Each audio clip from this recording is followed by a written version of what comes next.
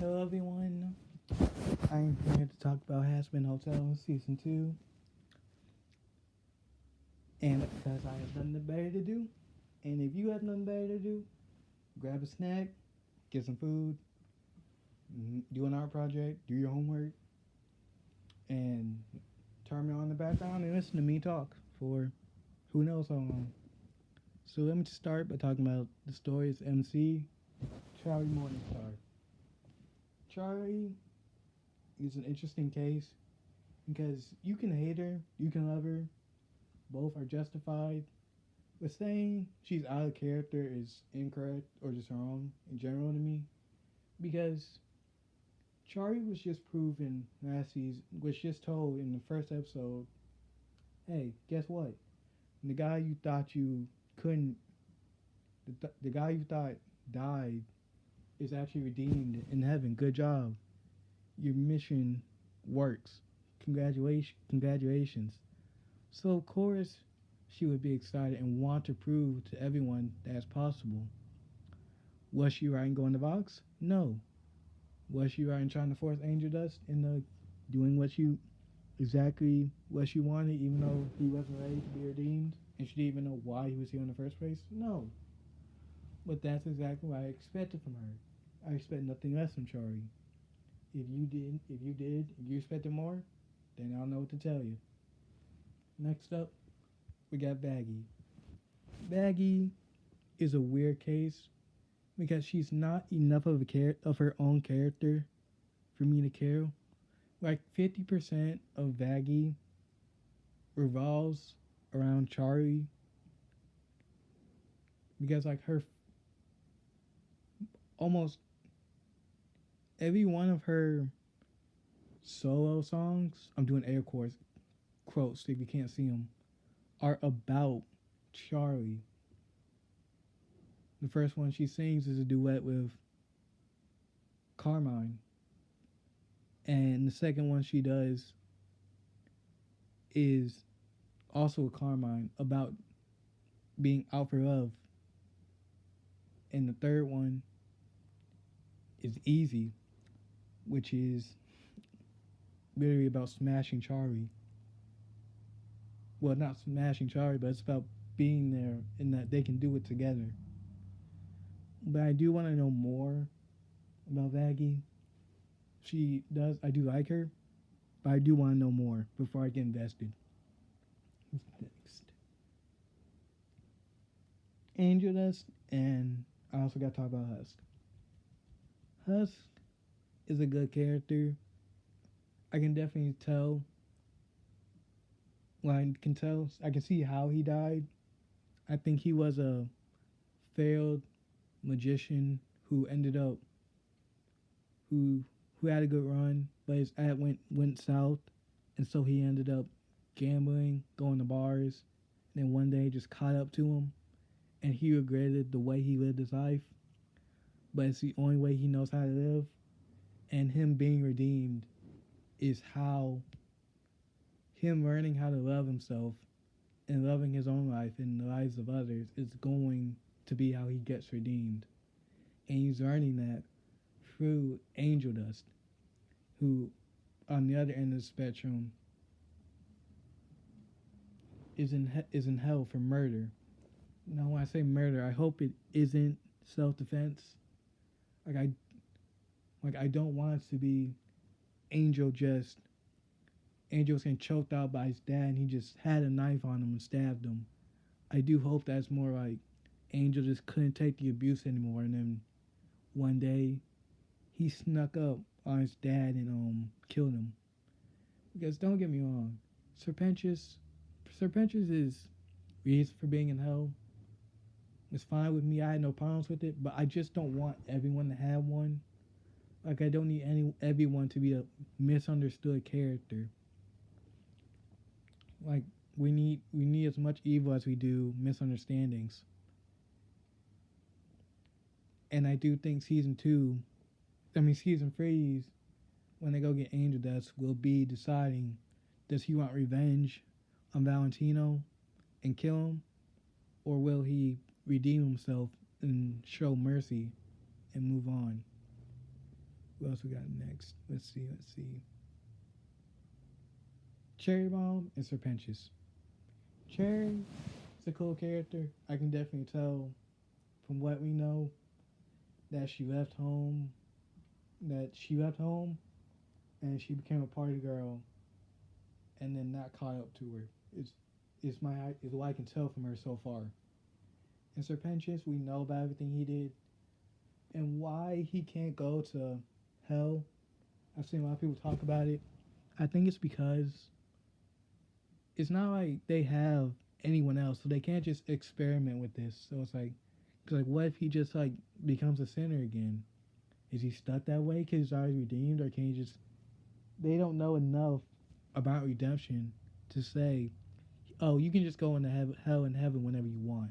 It don't matter. So that's why I think his issue is. So that's why I think they don't let him just go back where he pleases. And that's about enough on him. Let's see who else. Sarah. Sarah. Sarah redeemed herself in my eyes. She played it stupid during the Vox Populi song, but it was still cool. Like when she came down there, like she wasn't wrong in what she said to Vox, saying that sinners like him are the reason she allowed the exterminations, but she said it at the wrong place to the wrong crowd. Because the crowd she was talking to totally believed that Vox is right.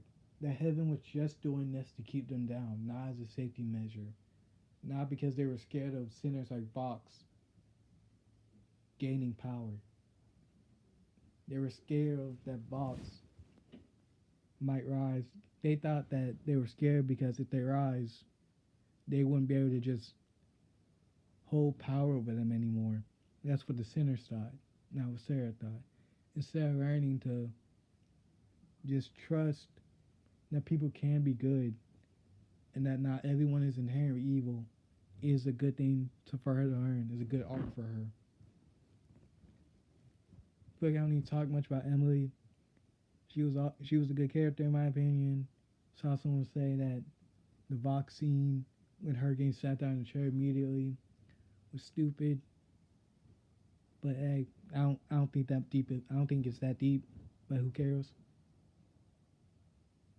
Also, she was trying to be nice. She is basically just Charlie in heaven, so I don't really care about it. Let's see. Ooh, in season 2, people were upset because she wasn't she wasn't focused on enough. I think it was fine. I think Gravity could have been at the end of the season. That would have been cool. But I don't hate that it was at the beginning but I don't hate that she didn't do much because Root is still there. She's stricken with grief. She doesn't know how to deal with it, but she's still mentally stable. Like she's not like beyond her breaking point. So I think they need to build to that before she just goes cuckoo bananas. Because Sarah told her, do anything out of line, it will be seen as treason, and you will either be kicked out of heaven or eradicated. Anyone with the same mind will be like, yeah, I can't risk that.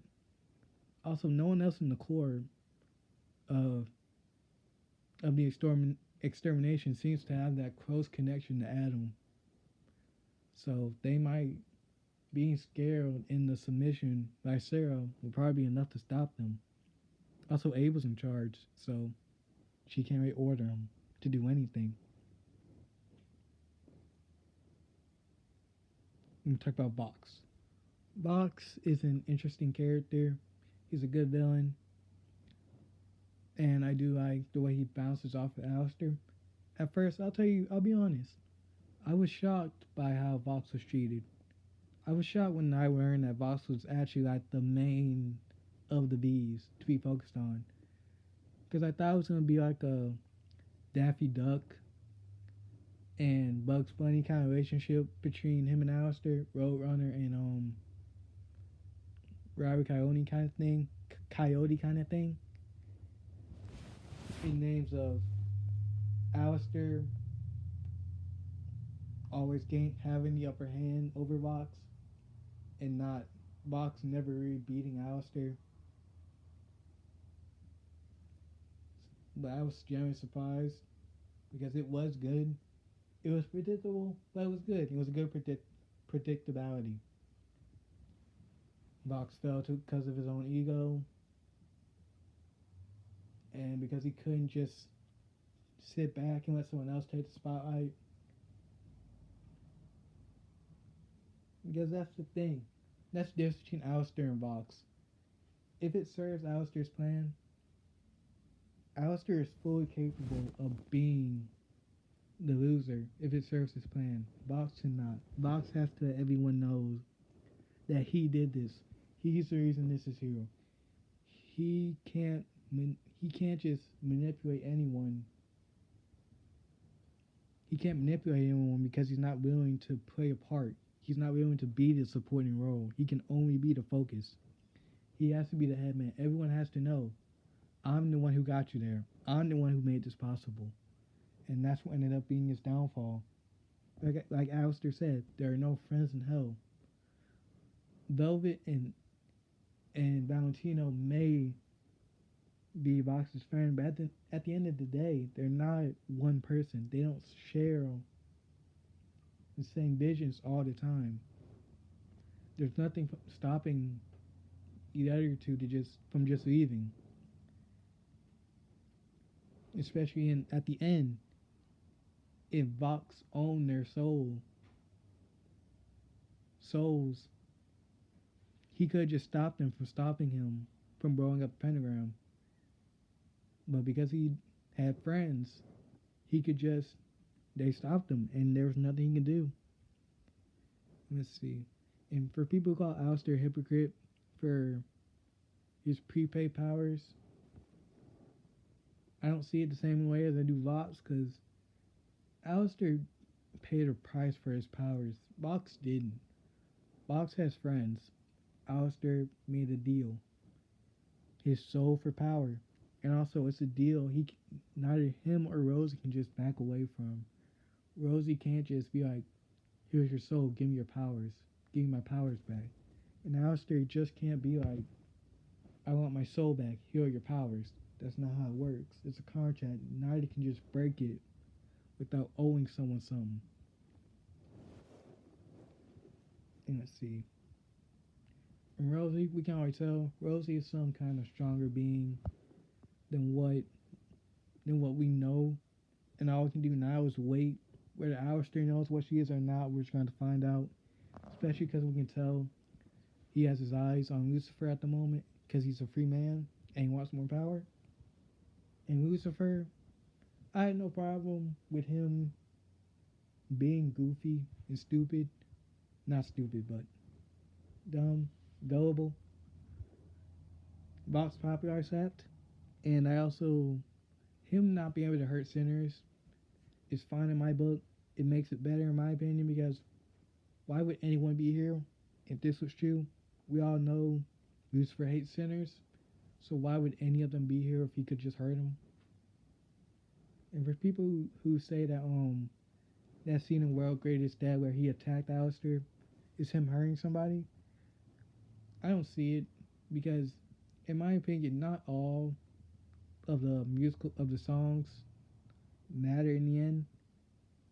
Like with Easy was them smashing, not them literally dancing. It was them like smashing and being all artistic with it.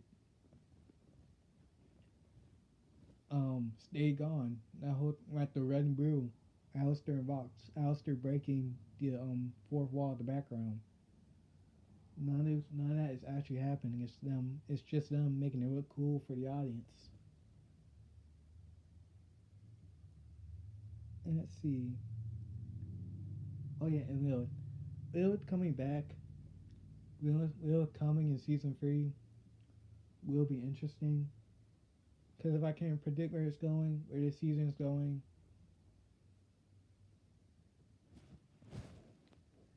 Lilith, Charlie and Lucifer will be so blinded by Lilith coming back that they won't notice her true motive.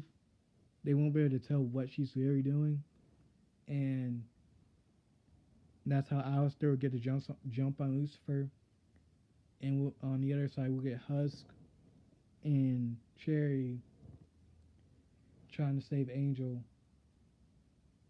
And I do think that if I make a prediction, I think Cherry's gonna sell her soul to Alistair to help save Angel. And also, I heard someone say that Husk is gonna see the difference between his relationship with Alistair versus Angel's relationship with Valentino. Because from what we can see from Husk and Alistair, Alistair is like a boss who will call you to do the worst job of your life every like 5 years. And he'll be completely fine with it as long as you don't show him disrespect. Valentino and Angel's like, you come in, do what I want when I want, and you better be able to read my mind, or else you'll be in trouble for it.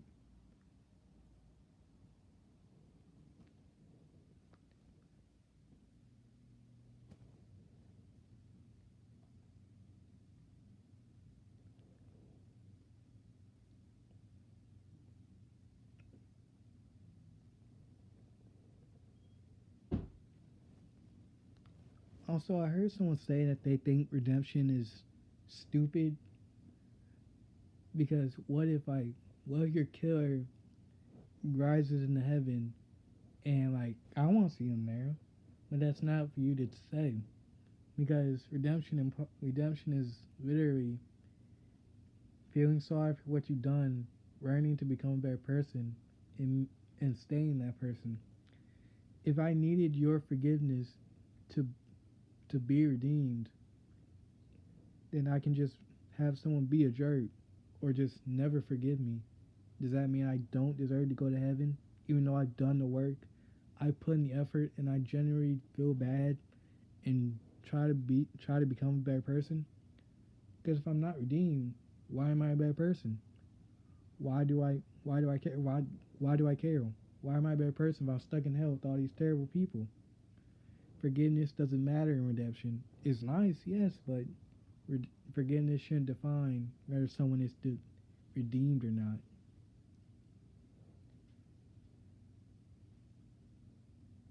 Also, Nifty, quick tangent on Nifty. Nifty's great. I love her. I think she was a maid before she died. I think she used her position to stalk her crush, and when she got caught, she was scarred by her mugshot, and that's why she can't work at canvas. Also, Husk. I think Husk was a magician who made it all the way, but before he reached the finish line, he fell and he could no longer recover. His act got tiresome and he couldn't recover anymore. And at the end of the day, he fell to drinking and gambling, which would end up taking his life. And I think that regret of wasting his life, even though he could have done something better, is what made him fall into hell, because he told Angel that he doesn't believe in redemption, or that not that he doesn't believe in the redemption, but that he was mad at him because he thought Angel was wasting his life by trying to save his. I think that's what's going to get Husk redeemed, is that he'll accept that he can be a better person, that his life does matter at the end of the day to people and to himself. Also, quick tangent on Alistair. People have been saying that Alistair is some misunderstood bad guy. But I hope he's not. I hope he is just genuinely evil. He can have some sad, like, childhood backstory, but I do genuinely want him to be evil, because I want him to have the best redemption arc out of everybody. I hope it's like a, what do you do with someone who doesn't want to be redeemed? I want that to be the question Alistair poses to Charlie before he never. I need either him to get the best redemption story or the best villain story in the whole show. Those are only two ways I want Alistair's character to go. Because Alistair can be what he needs to when he needs to. And he does have Husk and Nifty on a leash. And he's a free man, so it's not like he needs to be at the hotel. He's there for Lucifer's power, from what we can tell. But hey, we'll just have to see in season 3. I do hope this will be fun. I hope to enjoy it in a year from now, or 2, who knows. I hope you all enjoyed this video. If you want me to talk about other stuff, leave a comment on the video. I'm here for the won't say outcast, but I'm here for the little guy. I'll talk about cartoons, I'll talk about anime, I'll talk about video games, I'll talk about WWE, wrestling, whatever you want. Just leave in the comments. I'll watch it, I'll talk about it, and I hope you enjoy this show, or videos, whatever I call them, at the end of the day. Bye, hope you enjoy. See you when I post again.